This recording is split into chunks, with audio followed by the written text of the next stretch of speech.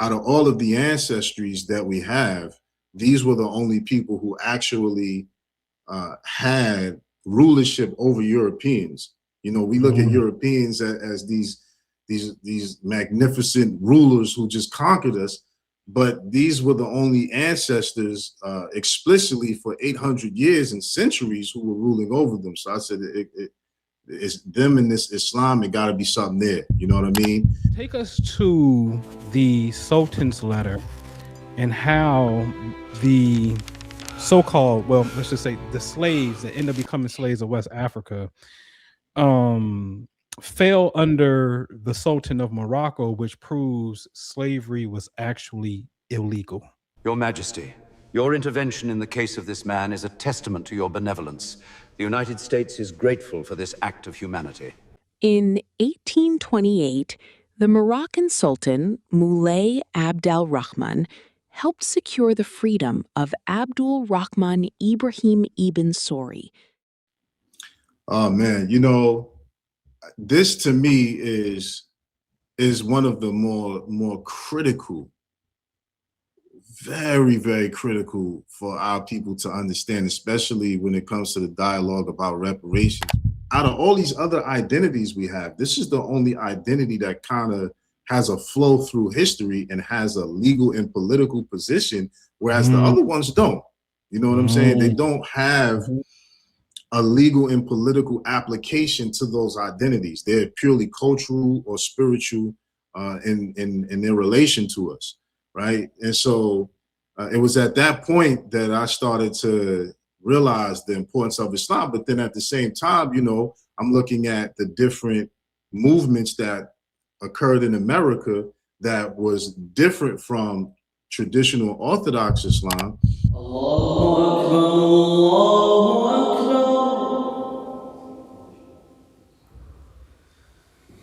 Allah.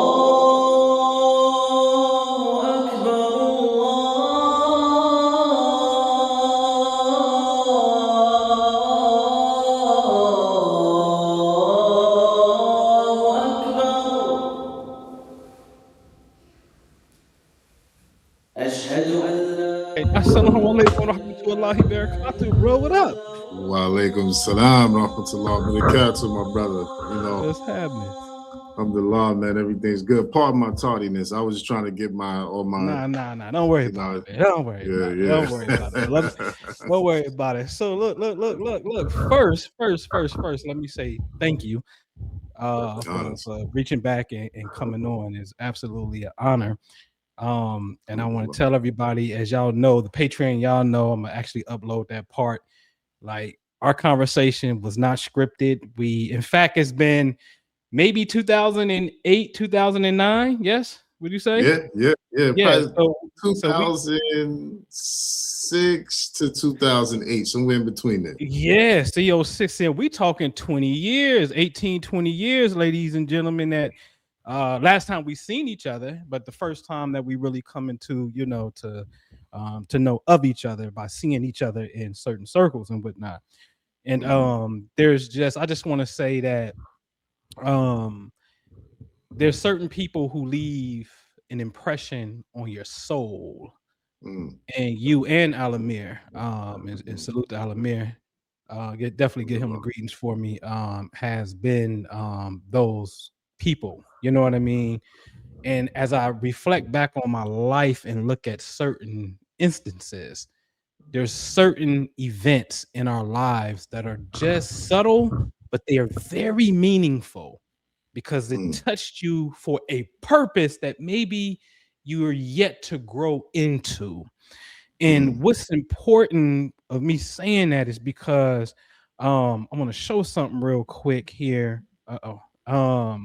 Where I don't know if you were the creator or part of that bottom left logo, the Moorish American Party. Were you? That was, yes. I thought so. So for me, ladies and gentlemen, when I did the Cosmic Art of War, a challenge to all, right?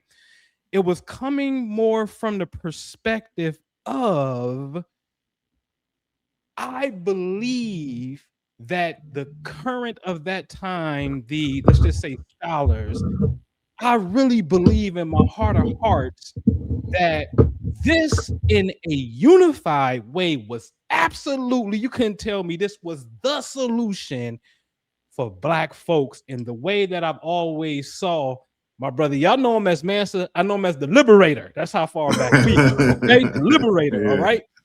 In my mind, wallahi, I said, if anybody is going to argue on behalf, I'm gonna say it this way, on behalf of the United States, because I'm gonna show somewhere the United States, there's people inside the United States that was for us historically and people who was against us. The people who was against us don't count because you're not representing the true United States. Okay. So I'll say if there was anybody to argue a case and I had to put together my dream team, this was my Johnny Cochran right here. Alhamdulillah. What's up, beloved? Alhamdulillah.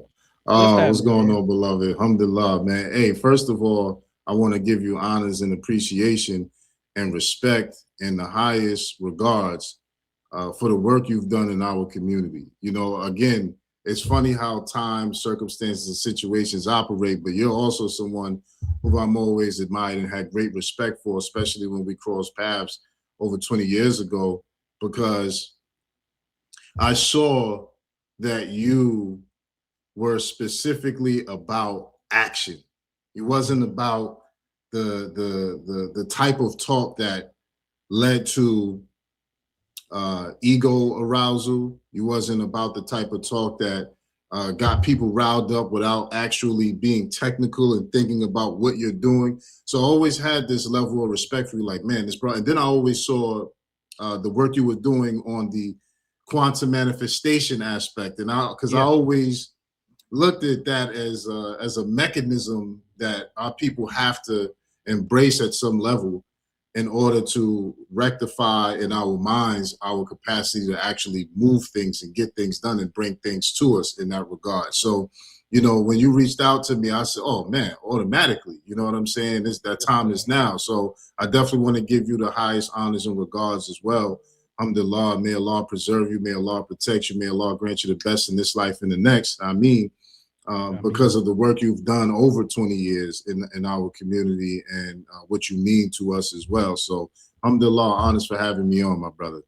Oh man, I appreciate you, man. I appreciate you, man. And you know, I'll say that with you and Al-Amir, what I love, it reminds me of me and Minister Jew, which y'all two was before me and Minister Jew. Minister Jew wasn't on the scene yet. He didn't come in my class until 2009, 2010, and then we started, you know, rolling. But what I love about a 2-man or more show, it's not about ego. Yes. When 2 or more men can share inside and create something and share with inside of that, let's just, for lack of a better word, venture, yes, then we know that, hey, that level of ego is gone, because a lot of people can't share the spotlight, and that's just real. They go out and want to build all this big stuff, and you got so much going on, but you never see nobody else. Never. You know what I'm saying? So I always admired the love that you and your brothers share for one another, and that does not go unnoticed to the eye, beloved. That's honest. That's honest. And to alhamdulillah, just to speak on my brother Al-Amir real quick, you know, I haven't had okay, now me and this brother, we would argue a point for months. I'll call him like, nah, you wrong on this one, brother. You know what I mean? Check these stats. He'll hit me back maybe 2 weeks later, like, look, dig this up. You know what I mean? And we built a relationship where it's not ego-based, where it's iron still sharp and still. But I've never had an argument with that brother. I've never had an argument with him. Any type of disagreement, we've always spoken about it or talked about it on an intellectual level. And we, you know, there have been times where I've been there for the brother, in some extreme circumstances, and he's been there. Him and his family's been there for me in extreme circumstances. So, alhamdulillah, you know what I mean? I definitely want to salute my brother El Amir and the work that he's done in the community, and I appreciate you acknowledging that as well. And I want to definitely acknowledge the work that you and Minister Jew have done as well, man. It's been incredible. You know what I mean? I tuned in for quite a bit of you guys' live streams and discussions in regards to some of the knowledge that you were sharing with the community. So honors to you all for that as well. Yes, sir. Yes, sir. Thank you, beloved. Thank you. Thank you. So we're going to get started, ladies and gentlemen. We're going to have a 3-part conversation, right? I promise you it's going to be pretty fun. Part 1, we'll do the origins of Mansa the Moor. Part 2 will be Mansa's live reaction to my little version of Islamic history slideshow. He don't even know about this. He hasn't even, again, we haven't seen each other, haven't talked to each other. He has no idea what this is. And then part 3 will be Mansa's views and solutions. And as a little bonus at the end, we do what I call ether shots to end the show. All right. So with that said, beloved, take us to the beginning. City. What city did you grow up in? I saw somebody in the chat earlier. It's like, yeah, from Philly. Somebody like, nah, from Jersey. You know what I'm saying? What city did you grow up in? Was mom and dad in the household, and was it religious? Take us there. Okay, so I grew up in Brooklyn, New York, East New York in particular. Okay. Yeah, BK. I started there for 9 years of my life. I grew up there. Mom and dad in the home initially. My mom's was Pentecostal Christian. You know what I mean? So yeah. So they're I would say they're the Salafis of the Christians in that regard, right? So they but with a little twist of some Sufism in there, because they're very spiritual and believe in, you know, that you know, there's wicked people out there working witchcraft, and you know, you got to be carefully guarding your spirit. You know what I mean? So I grew up with a very spiritually conscious mother. However, my older brother, Assad, back in the day, that's what we called him, he was a part of the Ansar Law community. You see what I'm saying? So he was in the house bringing in a lot of that information, Islamically and just like Black conscious information. And then my uncle that lived down the street was a part of the Darul Islam movement. You know what I mean? So I had these converging influences early on in my childhood. And I would say that there was a point and period of time where I was about 5 years old and I was mimicking everything my older brother did. So I wanted to be like him. So I would say I grew up in a conscious household, and it would largely be responsible. My older brother be responsible for that. However, my mom kicked him out of the house at the time because he was challenging the white Jesus on the wall. Ooh, right? Okay. So after he gets put out the house, my mom ends up going to college, and this is like early 90s, of course, and she took white Jesus down and put a bunch of African kings and queens up, and Malcolm X and all of the Black leaders. And so I grew up like 7, 8 years old reading George G.M. James, Stolen Legacy, you know, from Babylon to Timbuktu. So I always grew up with consciousness and knowledge in my household, in a very religious household. And I always had Islamic and Christian influences, you know what I mean, in my household. So that was my origin. And then I remember around 2nd grade and stuff, I used to go to school asking the kids about Marcus Garvey and all the Black leaders and different things like that. So it's always been a part of my identity to be aware and in tune about the conditions of our people, and, you know, what may need to be done to help elevate us, you know what I mean? So that was my early origins, you know what I mean, for sure. Yes, alhamdulillah, man. So Umi was a great seed for you. Oh yeah. Even to this day, my mom's, I would say, had the single largest influence on me, even at times when I didn't really realize it, you know what I mean? And we kind of grew together, you know. I helped her grow and she helped me grow, you know what I mean? For sure. Yes, for beautiful. What is the evolution for you as you go from that stage right there, like when you kind of get, let's just say of age a little bit, your school of thought, like I heard you say before, man, I was in Kemet because y'all you couldn't tell me nothing, right? Right. What was your schools of evolution for you? Hey, what's up, everybody? Listen, click that like button, click that subscribe button, and if you can, visit the new website, goldenheartlovecenter.com. All right, so y'all don't need to see me. We got peaches that's blooming. Hurry up, we got potatoes that's blooming. Potatoes is blooming over there. Oh, potatoes are coming up over here. We got the rain barrel bucket over there. And our little garden over here that we're growing. We're about to redo this and build a greenhouse in this area. We're going to move that big bed. The blueberries are starting to bloom over here. That's our blackberry. And we're going to move our big garden bed over there.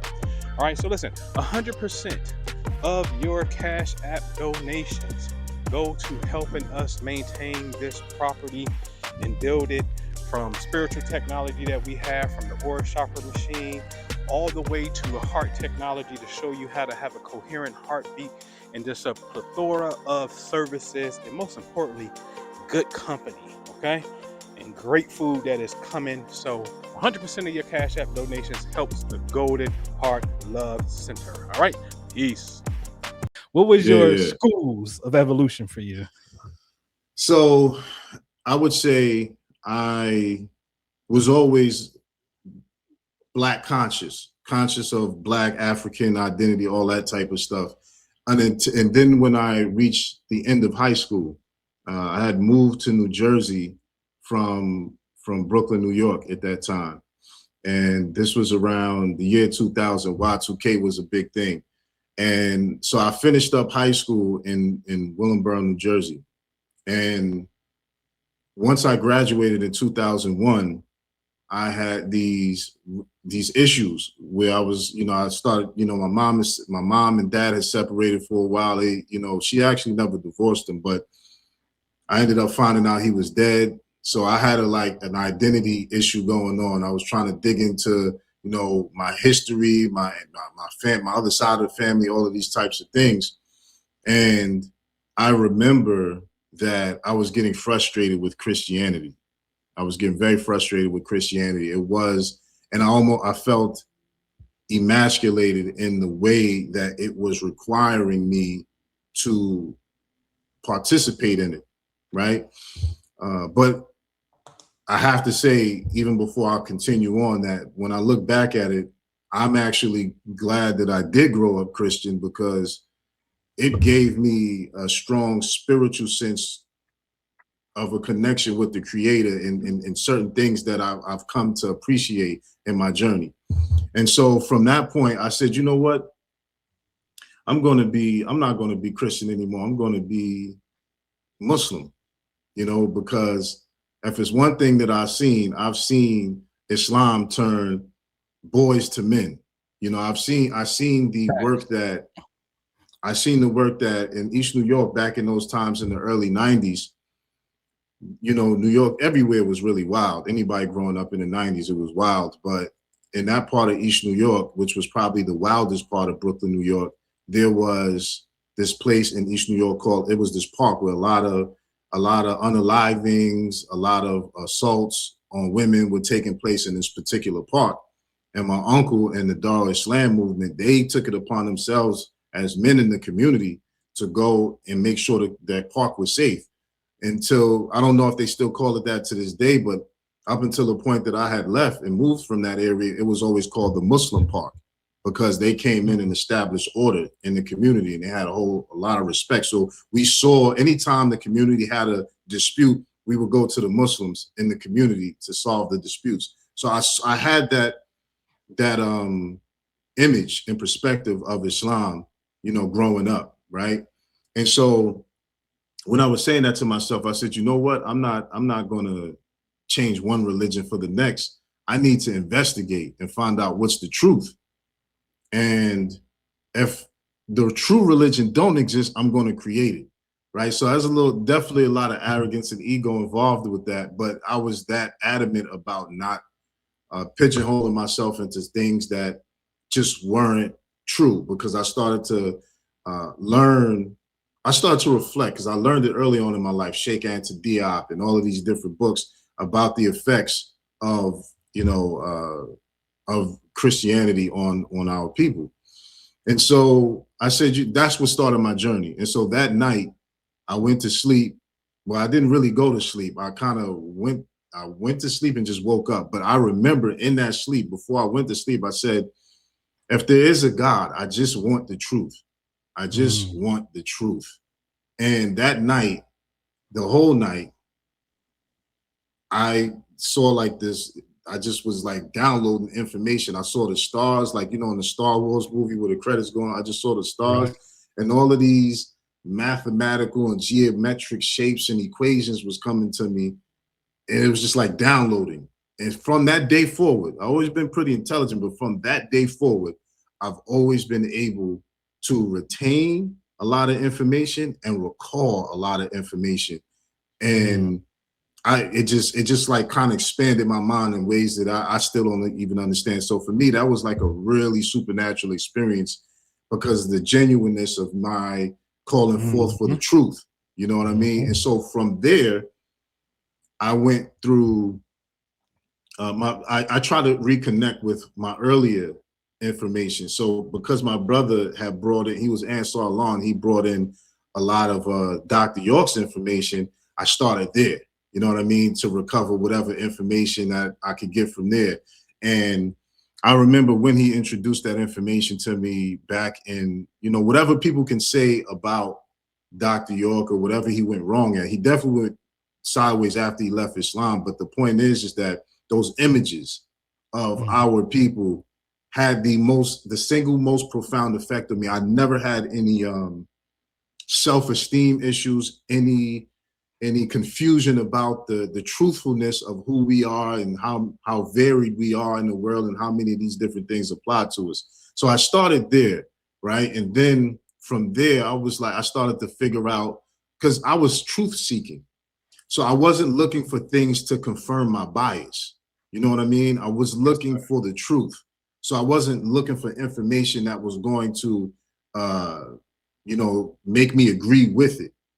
And when you're searching for truth without confirmation bias, once you get information that is solid and it contradicts your previous position, you change your position. You allow the information to do to you what you need it to do. Because a lot of times people get stuck in different schools of thought because they're looking for confirmation bias. They're looking for data that's going to confirm what they already believe or feel. You see what I'm saying? So for me, I went from his information, right, his perspective, and then I went into independently. I started studying independent from his data. I used it for source material in ways where it refers to us, not necessarily his perspective on the data, but that this data definitely applies to our people. That's what I was firm about. And I used his information, the source material for that. And then I started looking into the Israel, us being the true people of the true children of Israel, right? So I started looking into that. I started looking into Sumeria, you know what I mean? Ancient Sumeria. I started looking into ancient Egypt, you know what I mean? So some of your classical things, right? And then by the time I got there, I said, nah, this thing goes deeper. So then I started going deeper into, traditional African spirituality, from Ifa to all of the varied systems and beliefs of African tradition. And then I started digging into indigenous America and those influences, because I'm studying three things parallel at the same time. I'm studying our ancestry, I'm studying history, right? The wars and how things came to be about. Then I'm studying also science and quantum physics and all of just physics and all of the different. So I'm studying these different things parallel to each other. And so as I continue to grow, and learn and study, I studied Palo Mayombe, Haitian Voodoo, Orisha, Greek philosophy, all of these different things. You know, I was on a journey. And so I ended up reading this book called The Nature of Nature, right? It's a pretty interesting book and a pretty interesting title. But after I read that book, I didn't necessarily have, and again, this was in conjunction with all my other studies, I didn't have any concern about how things happened, where it started, the mysteries.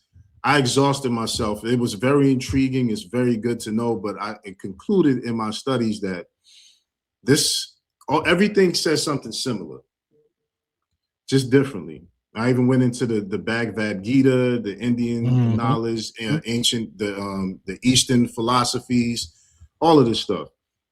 I said, the truth has to tell you how to live day by day.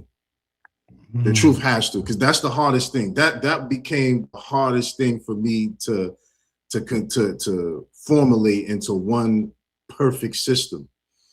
How do I live day to day in the mundane? Because you can study all of these different things, you can practice all of these different things, but none of these systems give you a complete animus of how to live your daily life, because that is the hardest part of life, is to how do you live moment by moment, day by day, minute by minute. And it was at that point I started to kind of crack on Islam, where it was like, man, you know, this is the only thing that seems to do that. But you know, I can't go backwards. You know, those are right. Lesser studies. You know what I mean? Those are lesser studies, and you know, I was fully aware of the original Arabs being dark brown, light brown, and black skinned people, but I still had certain programming that was like, oh, you know, that's the pale Arab religion. They forced it on our people. You know what I mean? So I had certain contradictions in my mind that didn't allow me to just embrace it in that moment. But it was when I started to really delve into once I came to the conclusion that, listen, living day by day is the toughest thing, and that's the thing that has to be mastered. That was running concurrent with my perspective of, okay, I know enough. We got to do something. We have to actually implement something that's going to change the conditions of our people. And so that's when I started digging into the Moorish paradigm, not Moorish history, because I already did the math and the knowledge on Moorish history. But then it was when I started seeing different speakers at the time come forward and say, oh, hold on, this Moorish history is something that's applicable in this day and time. Like this is, and I started to realize, okay, whoa, this is something here, because out of all these other identities we have, this is the only identity that kind of has a flow through history and has a legal and political position, whereas the other ones don't. You know what I'm saying? They don't have a legal and political application to those identities. They're purely cultural or spiritual in their relation to us, right? And so it was at that point that I started to realize the importance of Islam. But then at the same time, you know, I'm looking at the different movements that occurred in America that was different from traditional Orthodox Islam, and that's what had put some barriers for me embracing, you know, the traditional Orthodox perspective on Islam, whether it was Moorish Science Temple, whether it was Nation of Islam, whether it was Nation of Gods and Earth, Stuff of Law, whether it was all of these different movements that had occurred, and they all served a purpose on my journey. So I'll never speak ill of them outside of the context of their theological positions. You know what I mean? Correct. Because I believe that Allah is the best of planners and he's the one that guides. And these things were stepping stones to lead us to the true path at some point. But it was those things that kind of kept me from, you know, from that. And then I had to face this one conclusion. I said, well, these Moors that I admire so much, what were they following and studying? And they were following Orthodox Islam. And I'm like, these guys were greater than I could ever imagine. And if this is what they were following, and I want to be in alignment with that, because to me, out of all of the ancestries that we have, these were the only people who actually had rulership over Europeans. You know, we look at Europeans as these magnificent rulers who just conquered us, but these were the only ancestors explicitly for 800 years and centuries who were ruling over them. So I said, it's them in this Islam. It got to be something there. You know what I mean? And so that's the beginning of how I started to really embrace Orthodox Islam. And we know that's a broad and varied term in and of itself. But yeah, that's to not keep going on a tangent. That's my No, story. got it. Beautifully said. So take us to the point on your journey. Where do you first meet El-Amir at? Okay, I meet El-Amir. About how old are you? What school you in? You know, how that come about?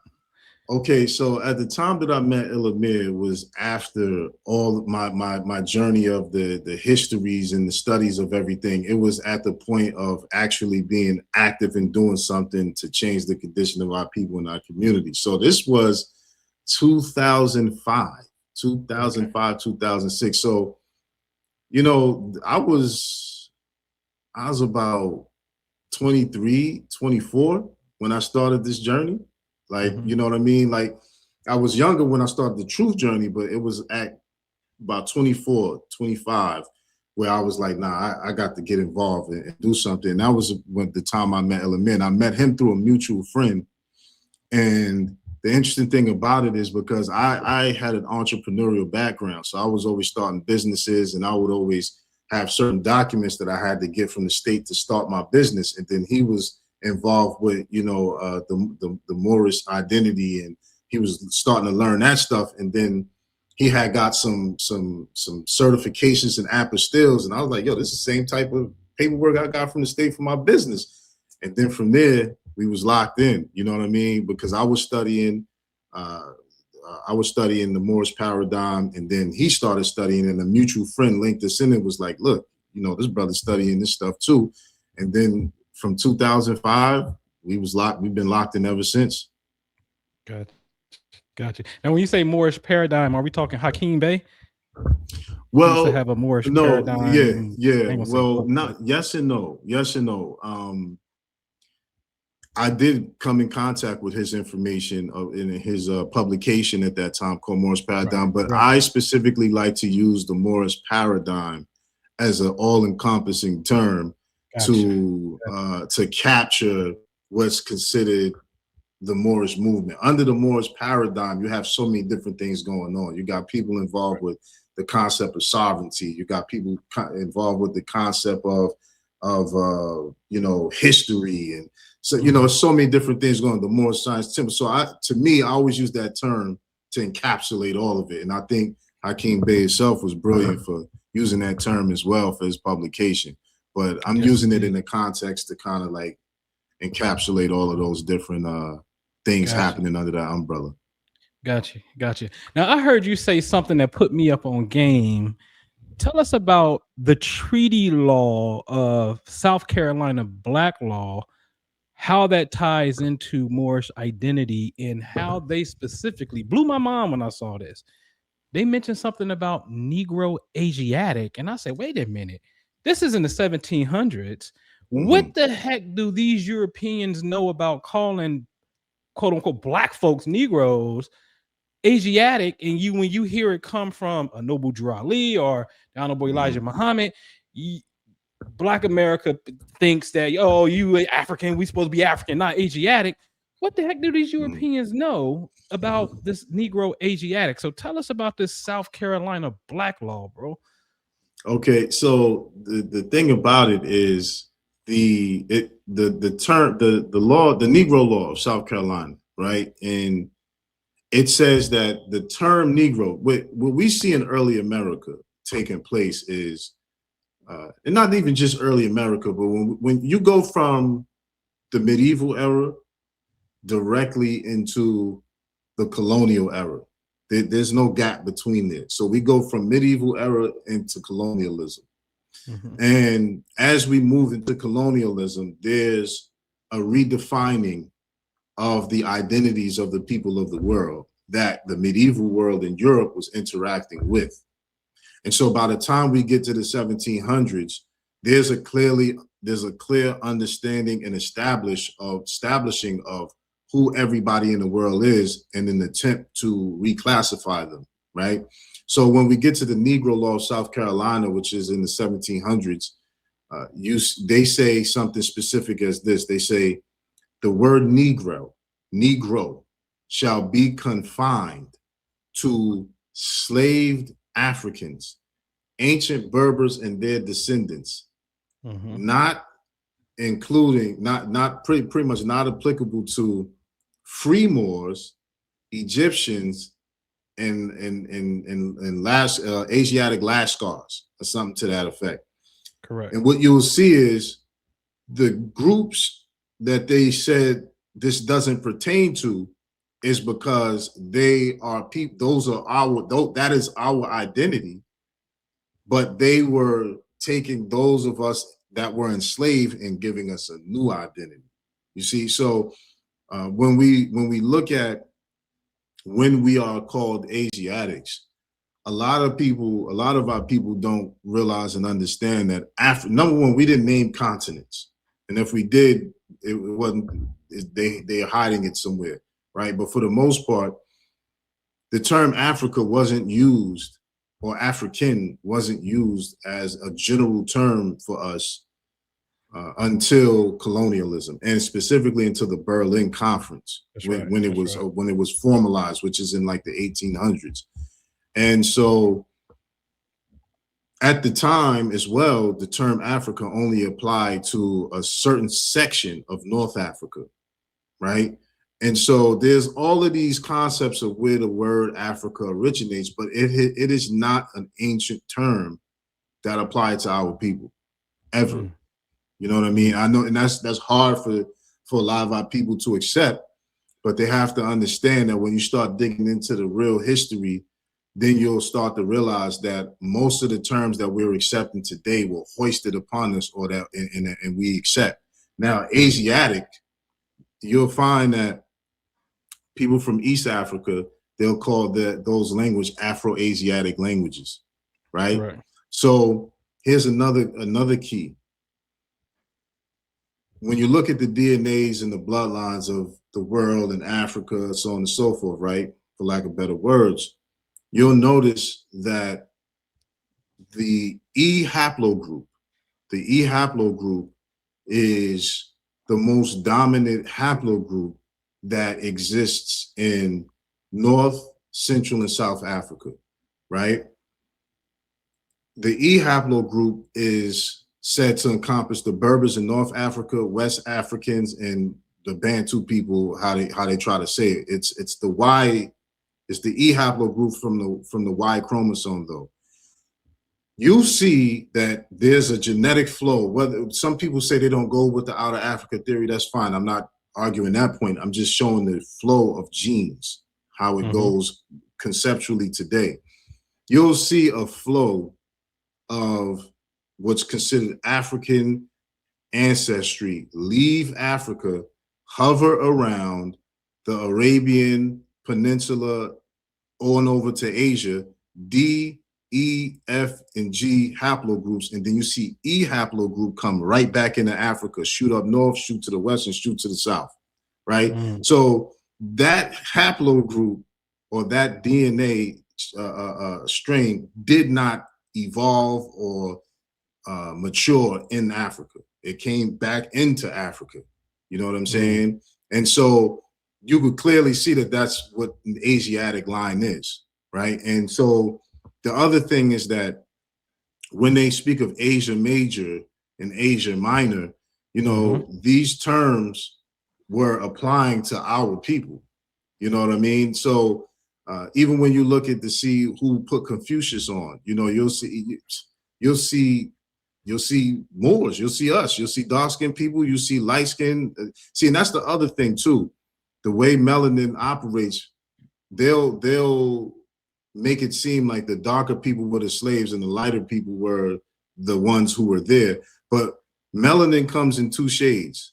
It comes in, you got eumelanin and faux melanin. Faux melanin is for the phosphorus, and eumelanin is for the copper tone, right? Mm-hmm. So you're either one of those. You see what I'm saying? Because that's based on the chemical infusion into the melanin, right? The gene that's responsible for turning people pale, not light skin, because they'll try to hide under that, because we've always had different varying shades of melanin, from the lightest light to the darkest dark. But the gene that's responsible for turning people pale didn't evolve at best until 8,000 years ago. And it didn't proliferate until 3,000 years ago, because all the way up until 3,000 years ago, Europeans had dark skin with blue eyes, right? So just to finalize that point, what they do know and understand about Asiatic, and calling us Asiatic, is because there's another thing. You have a lot of people who talk about blood types, right? And they'll say, oh, the old blood type. I'm not getting into that. But there's a lot of blood types, like B, for example. A lot of Black people have B blood type. Yeah, that originated in, I think I'm B minus as well. That originates in Central Asia, that blood type. You see what I'm saying? So my point is that historically, what we understand about Asia is that Asia was the place everything was happening at. This concept that we have that Asia and Africa is separate is because the word Africa was used to supplement, but through colonialism, the geography. You know what I mean? So, that's where the understanding of the European knows where, that we are the original Asiatics, because you also have Kush.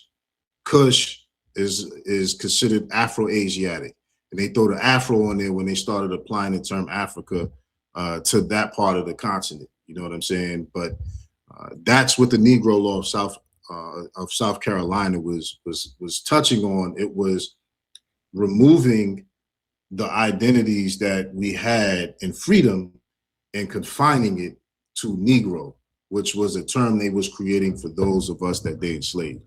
If that kind of clarifies. No, that was beautifully well said, man. That's some great education right there for sure. E haplogroups, the whole migration, and then coming back. Absolutely. Take us to the Sultan's letter and how the so-called, well, let's just say the slaves that end up becoming slaves of West Africa fell under the Sultan of Morocco, which proves slavery was actually illegal. Your Majesty, your intervention in the case of this man is a testament to your benevolence. The United States is grateful for this act of humanity. In 1828, the Moroccan Sultan, Moulay Abd al-Rahman, helped secure the freedom of Abdul Rahman Ibrahim ibn Sori. Oh man, this to me is one of the more critical, very, very critical for our people to understand, especially when it comes to the dialogue about reparations, because every time reparations has been challenged in the court, they've said, and you've seen this in the response to the recent petition that Ghana did in the United Nations. The United States and those who voted against it said slavery was legal. So because it was legal at the time, we can't give reparations for that, because to do this was legal. So the legal argument becomes proving that who they enslaved was illegal. Right now, I know we're the original indigenous peoples of all lands. I know all of these different things are real, right? However, the narrative that has to be defeated is that, or the narrative that we're dealing with is that we were enslaved West Africans, right? So this is important to understand, because the Sultan of Morocco, okay, put it like this. The Islamic Empire empires that existed in Africa were Timbuktu, the Mali Empire, and the Songhai Empire, right? Were the two largest in that area. And then you had the Moorish Empire, but it really was all the Moorish Empire, but the Moroccan Empire that was in the northwest. And they were fighting to keep the Portuguese, the Spaniards, and the French out of invading the rest of the territory.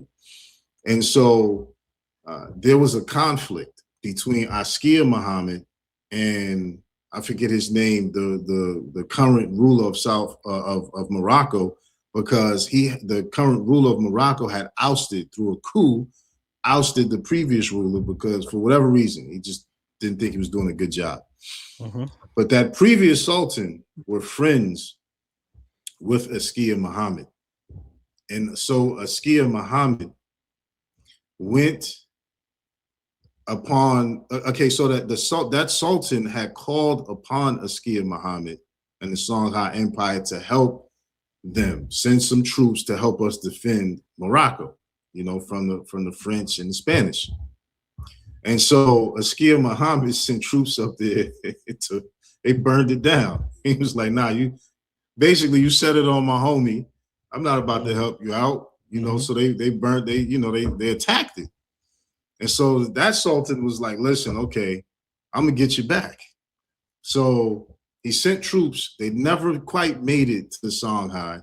So what ended up happening is he got firearms from the British and mercenaries from the Portuguese, I believe, and they made it and they destroyed the Songhai Empire, right? And the Moroccan nobility married into the Songhai Empire's nobility. So that's when the nobilities merged and it really became one, right? In that regard.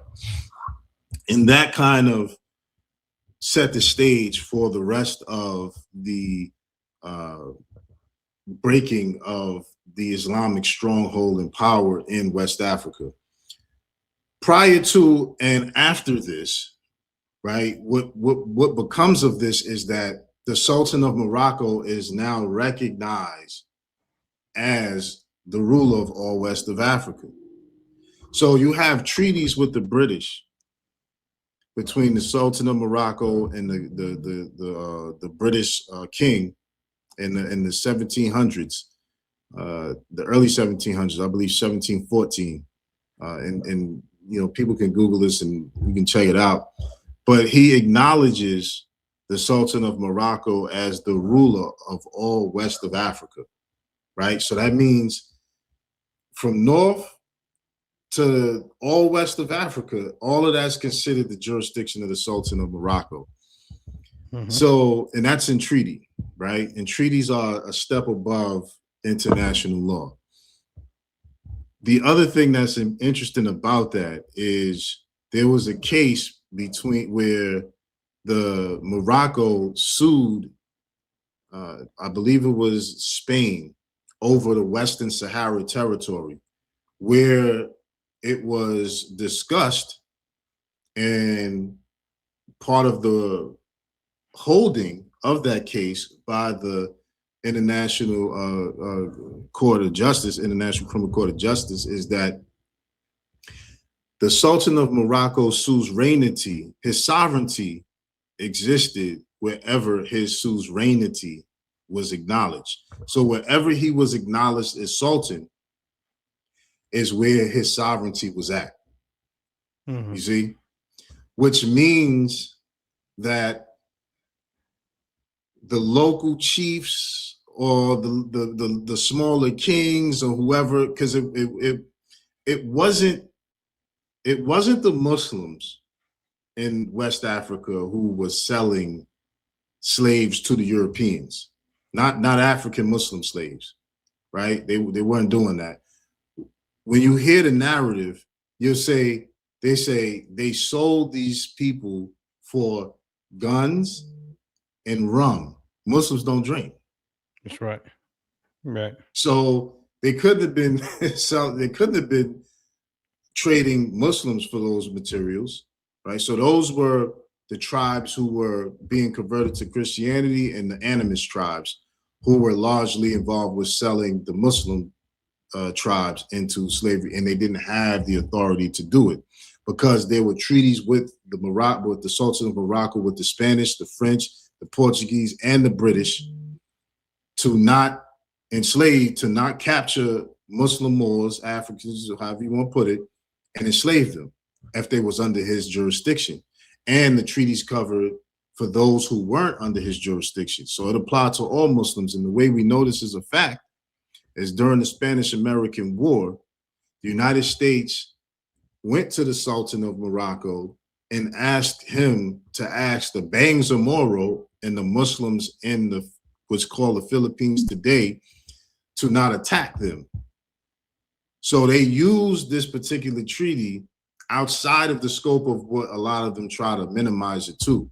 So the whole point is, what we can prove is that when they did enslave West Africans, which 30 to 60%, depending on who you speak to, were Muslim, they didn't have the authority or the legality to do so, thereby making the enslavement of West Africans illegal. So that's the legal grounds and the argument that can establish that, yes, it was illegal, which is key, because that's what the Supreme Court has always been saying of why they can't give reparations for slavery, because they said it was legal at the time. Although it may have been legal, it was illegal to enslave our people based on these treaties and agreements. Man, subhanAllah, bro. This is that moment where I can go back this is almost 20 years. And what I'm saying to myself about you is he gonna get him. He the one. He gonna get him, right? Right. So speaking of that though, in court, because I should have did this in the beginning, right? And if you don't know and you're looking at this, we with my brother Mansa, go way back. He was the liberator, right? We talking about the one and the only. I don't know if y'all know about this, but here's a little clip. He asserted the fact that jurisdiction can be challenged at any time. Courts must prove on record all jurisdiction facts related to the jurisdiction asserted. We can't proceed until jurisdiction is proved, man. We can't proceed. In my mind, the world seen that as, and you didn't say it this way, but it was like Denzel Washington, you ain't got no jurisdiction on me, right? And this goes crazy. It goes viral. The Moors in court. This is the one and only brother Mansa, the legend. Take us there, beloved. Did you know, like, when it goes viral, what's happening there? Well, the thing about it is that took place in about 2009, 2008, 2009. So I ended up catching a case where they planted, drugs in the car, because they didn't like that when we got pulled over, we were identifying ourselves as Moors, and the brother Elamir was with me. They did a whole bunch of other little underhanded stuff, of course, but so that I caught the case in 2007, right? And so after going through some of the preliminary paperwork things, and they delayed how long they was going to even try to bring us to the hearings, those took place in 2009. And so from 2007, and I beat the case in 2015. So I fought that case for 8 years, you know what I'm saying? And in several years even after that. But what was occurring is, so I had certain training from certain elders in the community at the time who was telling me to fight a certain way. If I knew what I knew now, I still would have spoke like that, but my paperwork would have been different. You know what I mean? I probably wouldn't have had to fight it for 8 years. You know what I'm saying? But the thing about it that Allah subhanahu wa ta'ala was doing was, he was, man, okay. what was going through my mind was that these people are liars and they really don't have the jurisdiction. They just got the guns. They just have they just have the force. All they have is the force of the threat of violence. They have nothing else. Everything else is illegitimate. And if I'm to fear nothing but Allah, see, it's interesting you ended up here, because this is that turning point that made me fully embrace Orthodox Islam. You know what I mean? Because when I was, just to speak on the jurisdictional part, they gain the jurisdiction through, you got personam and you got subject matter jurisdiction, right? Those are the two types of jurisdictions, personam and subject matter. Subject matter means we have jurisdiction because this happened in our territory that we control. Personam jurisdiction means we got jurisdiction over your person, you know, you as an individual and you as a person.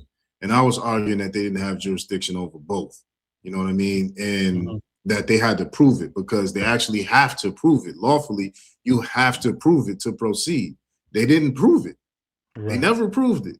You know what I'm saying? So the case kept being stuck there. I was going back and forth with them on that, you know, but I had thrown everything at them. I had thrown everything a person could possibly throw at them. And I remember I was talking to somebody, one of the brothers in my society, and I was saying to him, you know, about, oh, you know, yeah, the way they practice Islam in the East is different, man. This, you know, we gotta do it this way and that way. And out of nowhere, after I hung up the phone, something hit me and was like, you got this far claiming Islam. Right. That's right. Imagine if you actually practiced it, right? So it didn't dawn on me, right? I done took Shahada and all this before, but it didn't dawn on me. You know what I mean? And so as the case going on, I'm exhausting more resources and different things like that. You know, I just was like, man, I need to start deaning. Maybe I need to really just actually submit to Allah. And when I did that in my heart, when I made that decision to do that in my heart, Allah allowed for my uncle to randomly pop up out of nowhere. The one who was involved with the Dar Islam movement, he just randomly popped up out of nowhere. I was back and forth to South Carolina at the time, and he just popped up out of nowhere. And I was like, yo, you know, show me how to pray. You know what I mean? Show me. He gave my brother Shahada and then showed me how to make Salah. You know what I mean? Now, I knew how to make Salah, but I didn't know how to make Salah. You know what I'm saying? And so he showed me how to make Salah. And man, that next day, I got a random call from the prosecutor asking me how I want to handle the situation. What I want. They want this case to be over. Now, a week before, I was going to take a plea after 8 years of fighting it. And then I filed some other motions, and they got mad because I filed some other motions, and they said, you know what? We taking the plea off the deal. We sending you up for this. They were trying to give me 11 years. You know what I'm saying? So I never seen nothing like. I've been fighting this case for this long. I never get a call from the prosecutor asking like, yo, how you want to deal with this situation? So I was like, I made daughter. I'm like, okay, now I gotta pray about this. Now I'm taking things to Allah. You know what I'm saying? So I make Salah, but I'm like, yo, Allah, I want no felonies, no misdemeanor, no crazy fines, you know, none of this stuff. Just, you know, make it, you know, just make it go away. So they called back after the daughter, and I spoke to them. I was like, no fines, no crazy fines, no felonies, no misdemeanor, and no probation. I heard from them back at the end of the day. All I had to pay was $150 fine. Wow. And they dismissed all the charges and brought it down, and took one of them to just like a traffic violation. You know what I'm saying? And prior to that, I had been coming in the court in the throw, I'm opening my statements with the Al-Fatiha. Like I went a whole nother direction after you see the Moors of Morocco. I mean, I went full like, nah, I'm Muslim. I'm putting the shield of Allah in front of me. You know what I'm saying? This is how we doing this thing. I'm opening with the Fatiha and all these different things. And yeah, that's how I ended. And that's when I saw the power in Islam and how active it is. And just a couple of key things. In my studies previously with ancient Egypt and African spirituality and casting spells and all these different things, they say, and that was the other thing, that the esoteric element that really convinced me that Islam was the truth in the way, was how complete of a system it was. Mm-hmm. They'll say if you're trying to cast a spell in a dead language, you have to remix it yourself. You got to put a little bit of your statements in it, right? And then you have to, English is not a really good language to do this in because it's not tonal, right? And then I'm looking at, I'm like, and then I know about the other side of things where they always using the Bible, you know what I mean, to do stuff like this, right? Correct. And then I'm looking at like Islam is the language is tonal. You got to use all the vocal cords to speak it. It's not a dead language. Billions of people speak this language today just in prayer. You know what I'm saying? And there's a surah and ayah. There's a dua for every situation. And then I'm looking at the significance of water and the purifying your eyes from all of the sins that you see and your head from the thoughts, the sinful thoughts, the purification process, the purifying your hands from touching anything that's sinful or evil, and purifying your mouth, your nostrils. Yeah. That's my favorite part, the nostrils. Yeah. You know what I'm saying?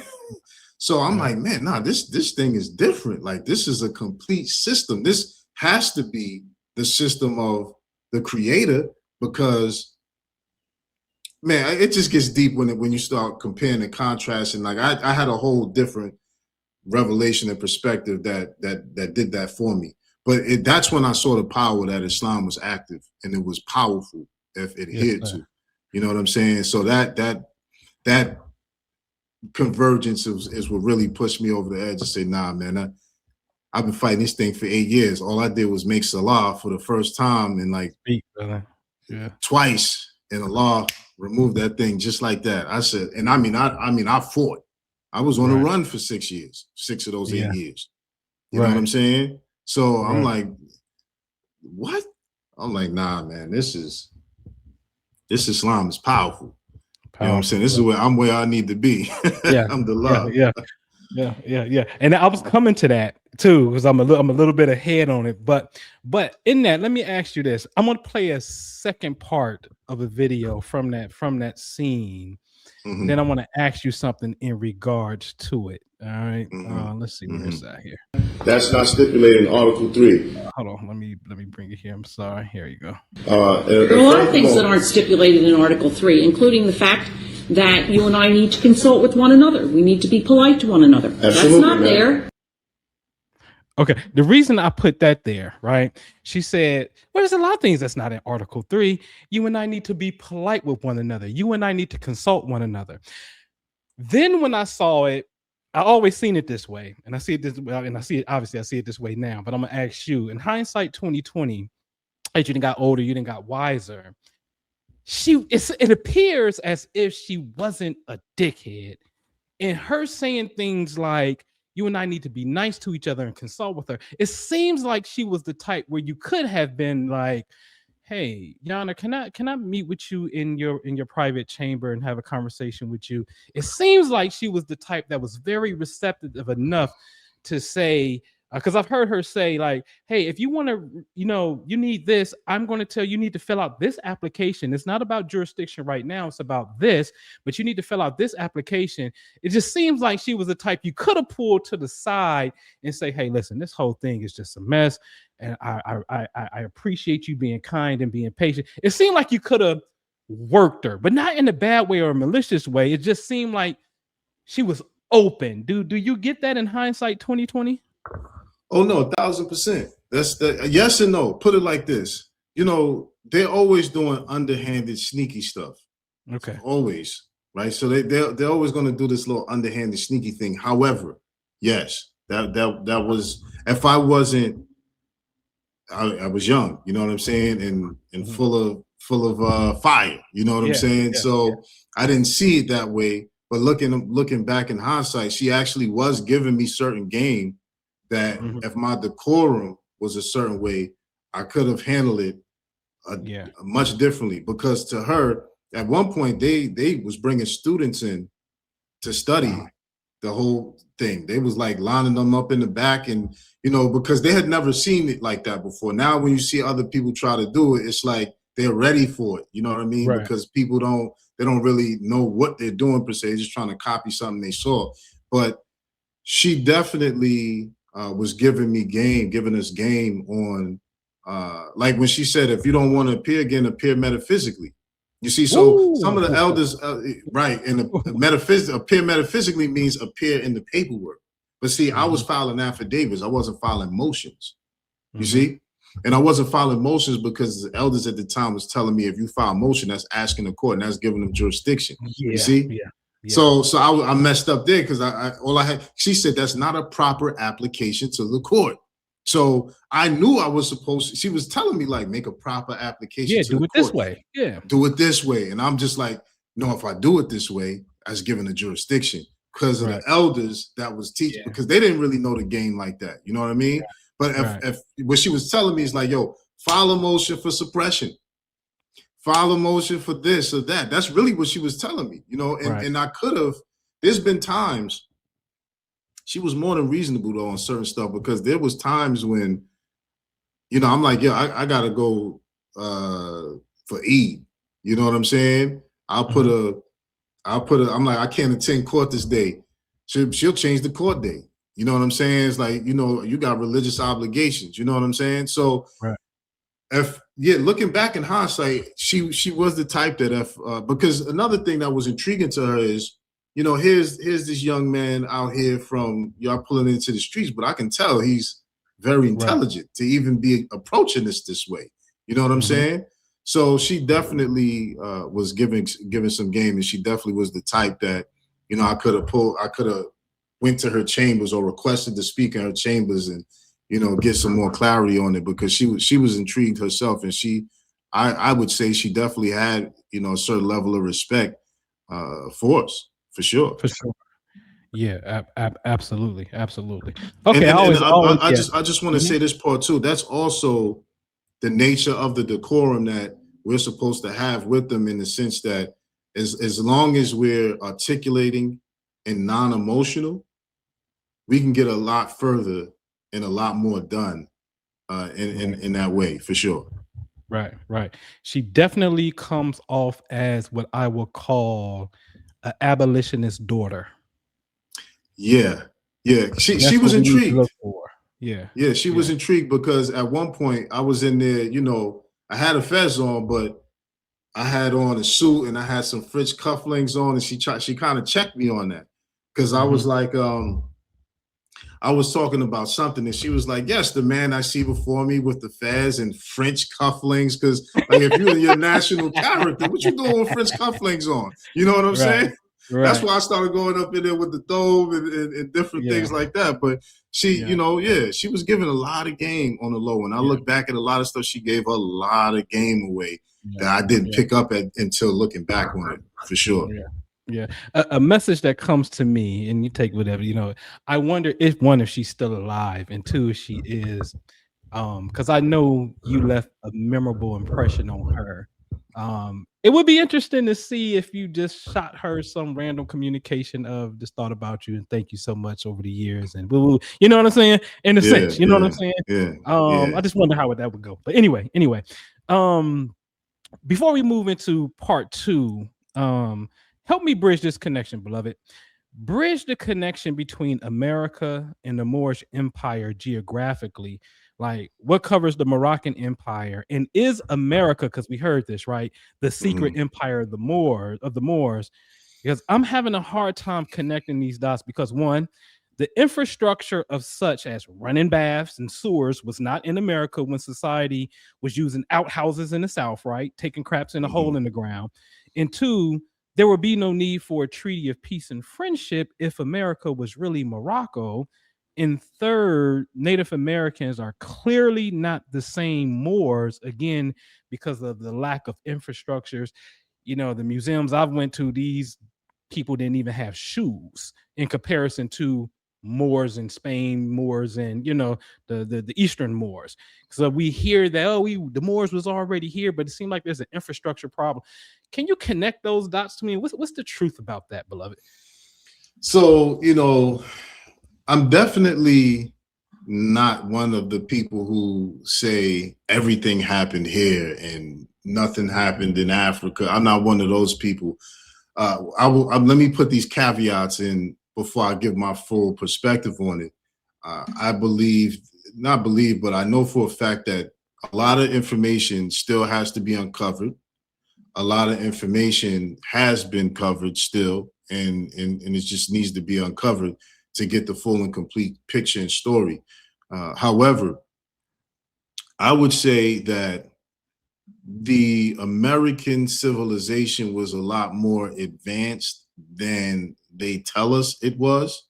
There's a lot that the Smithsonian hides and covers up in regards to that.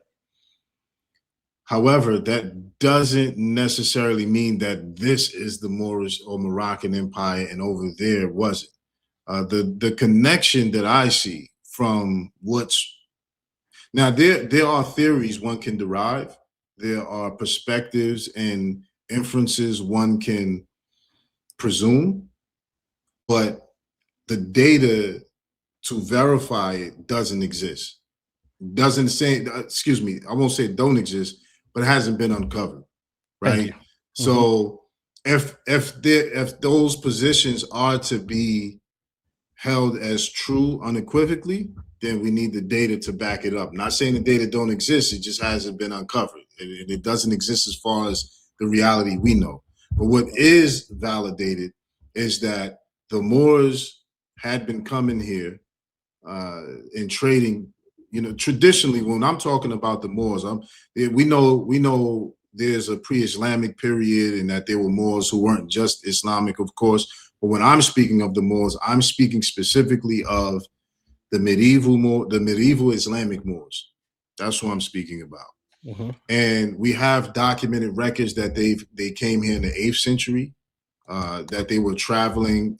They came here in the 13th century with Mansa Abu Bakari and his fleet of 2,000 ships.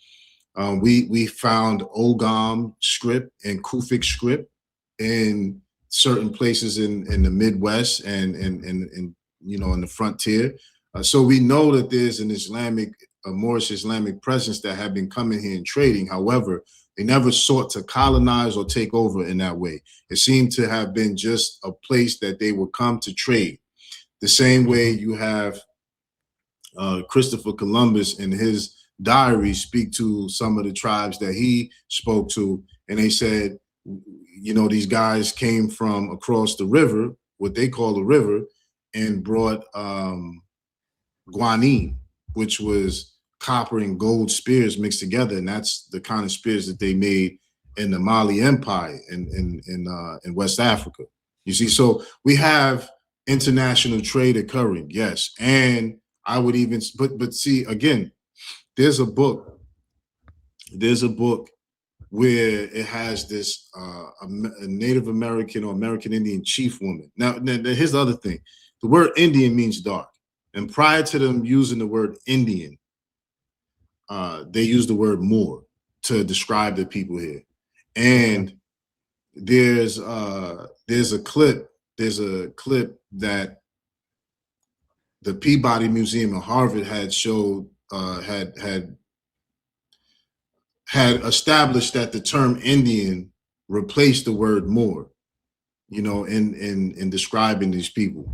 So we know that Moor is an English word, right? Deriving from all of the various different terms and terminologies that signify what a Moor is, whether that's M-A-U-R, Moro, it's all these different derivatives, but we know Moor is the actual English term. So they did identify the people in the early Americas upon arrival as saying these are Moors. And then also Christopher Columbus did say when he got to Hispaniola, which he became to call Hispaniola, he saw mosques and minarets on the hilltops, right? So there was a certain level. To what degree? You know, there's a lot more research still has to be done, and quite a few people have done a lot more research on it. But there was a level of infrastructure here to signify that there was an Islamic presence here. And also that book that I was telling you about is like the first book written on America by priests who traveled with the colonists and explorers who show that these places existed before the Europeans got here and claimed to build it up. And it also shows illustrations of these same pillared capital type buildings that we see today in these drawings. So there was a certain level of infrastructure here that they're not telling the truth about. To what degree, we still have to do some digging. But the connection specifically is in the fact that there had been Muslim Moors coming to America and trading back and forth. And any time we know as Muslims, when we go somewhere and we trade, just on the basis of how Islam has been able to spread throughout the world, we know that when we set up a trade post, right, which most cities started out as, right, we know that the laws of Islam is being implemented there. We know that we're living is that those people are going to live Islamically. We know that the system of Islam follows the Muslim, right? So when we look at the Moorish Empire was stretched to the Americas under the strict context that Moorish Muslims were here trading in the Americas before the colonists. Has been well documented.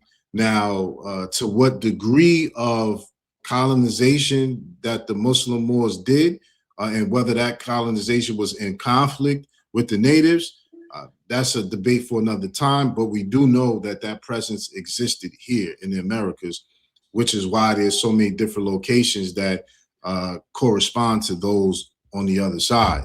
Yes. And something we also have to consider too is that a lot of the West African tribes that exist, whether we talking about Mandinka, whether we talking about Ashanti, all of the major West African tribes through oral history say that they arrived in West Africa from across the Great River West. So there's also this connection of, you know, us people coming from what would be considered the Americas to West Africa and populating it there. My final position as it takes now is that I don't like to say what came first or who was there first. All I know is we're a global people and we've been trading back and forth for eons. And we've been traveling around the world for eons.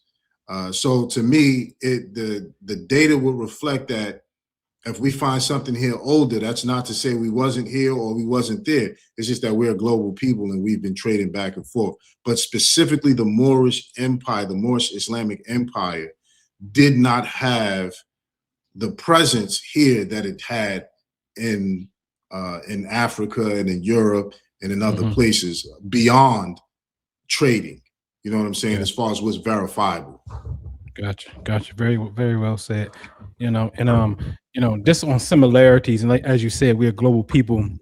You know, maybe in 2014, I led one of our trips to the Veda Mercy, Mesa Verde, rather, out in western, what was that, Colorado? Yeah, and the cliff dwellings are identical to the Dogon cliff dwellings. You can Google image this Mercy Veda cliff dwellings and then Google image the Dogon cliff dwellings. They're the same. And beloved, I wish I would have known I was going to bring this up. When I was there and I took a picture, wallahi, they have an etching inside of one of those cliffs with the pyramids, 3 pyramids on them. and then an Aquarius glyph of water, but it's vertical, coming down onto like the pyramids and whatnot. Wow. Wallahi, I got a picture of it and whatnot. SubhanAllah. Very interesting. Let's move into a different part, almost a part two in a sense. Let me remove this out of here. Let me get this off and bring this up. Where's this at? Boom. The chrono fingerprint of Allah, synchronicity of Islam in Africa and America. Allah